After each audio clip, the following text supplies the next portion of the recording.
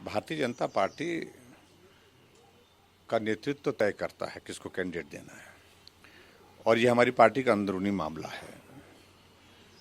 और सबसे बड़ी बात मुझे लगता है कि वो विचलित हुए पड़े हैं। पिछले दिनों जो घटना घटित हुई है, उनके बहुत सारे साथी उनकी पार्टी को छोड़ करके चले गए और साथी ऐसे हैं, उनका इतिहास राजनीतिक दृष्टि से कुछ लोगों का तो इस तरह का है, परिवार का इतिहास जो लंबे समय से राजनीति, कई दशकों की राजनीति, कई पीढ़ियों की राजनीति कांग्रेस पार्टी में कर चुके हैं। आखिरकार वो लोग ऐसे हालात में विवश क्यों हुए जब वहां ठीक नहीं था, सब ठीक नहीं चल रहा था, तो उसके बाद ही ऐसे हालात बने।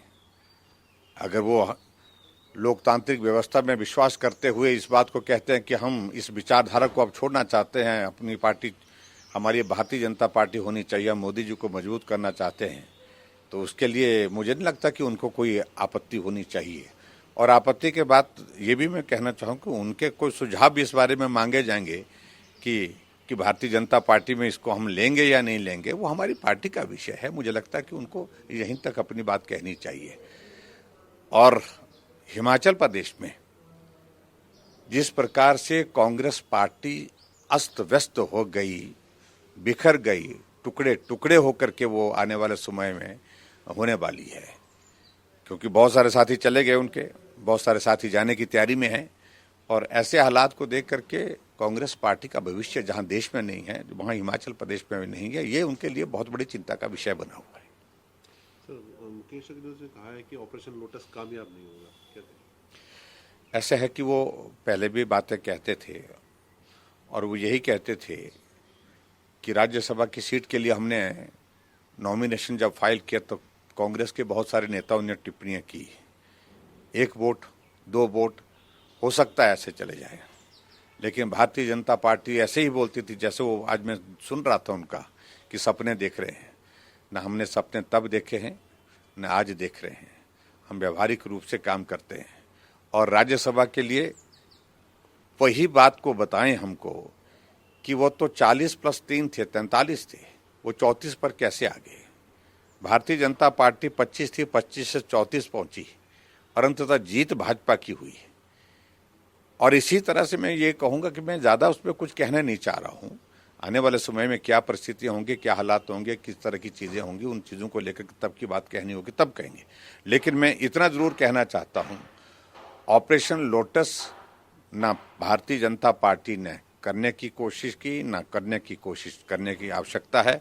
मैं बड़ा साफ कह रहा हूँ, जब राज्यसभा में उनके ही साथियों ने दुखी होकर के, दुखी मन से इस बात को एक बार नहीं अनेक बार कहा कि कांग्रेस में घुटन हो गई, अपनी बात कहते कहते सुनता नहीं कोई, मानता कोई नहीं, ऐसे हालात में अब हम कदम उठा रहे हैं। और उनने कांग्रेस के कैंडिडेट को, कांग्रेस के कैंडिडेट जो वहां पर थे, कैंडिडेट के सामने वहां पर पोलिंग बूथ पर पोलिंग एजेंट जो था, जो वहां पर बैठा था, उनको वोट दिखा करके दिया है कि हमने कांग्रेस पार्टी का वोट देने का नहीं, हमने भारतीय जनता पार्टी को वोट देने का फैसला किया है।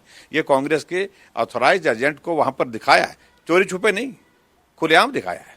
तो ये हिम्मत किसी किसी में होती है। आखिरकार ये परिस्थिति बनी है तो कांग्रेस पार्टी को अपने अंदर आत्मचिंतन करना चाहिए, मैं इतना ही कहूँगा। मुझे लगता है कि वो बहुत बातें बहुत जल्दबाजी में बोलते हैं और मैं उसको कहूँ कि थोड़ा विवेक रखें, सब्र करें।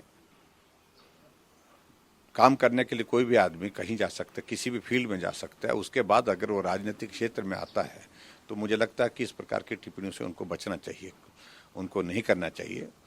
और जो मंडी की जो कैंडिडेट है, उन्होंने मंडी का नाम रोशन किया है, मंडी की बेटी है और फिल्म जगत में काम करते हुए अपनी एक पहचान बनाई है जो सहज नहीं है।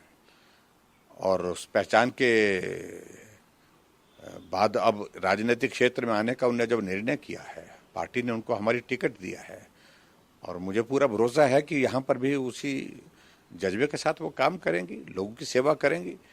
और मुझे लगता है कि बहुत जल्दबाजी कर रहे हैं, मुझे मालूम नहीं क्यों इतनी जल्दबाजी में है। और वो संयम रखें, सब्र रखें, मैं इतना ही कहूँगा फिलहाल तो।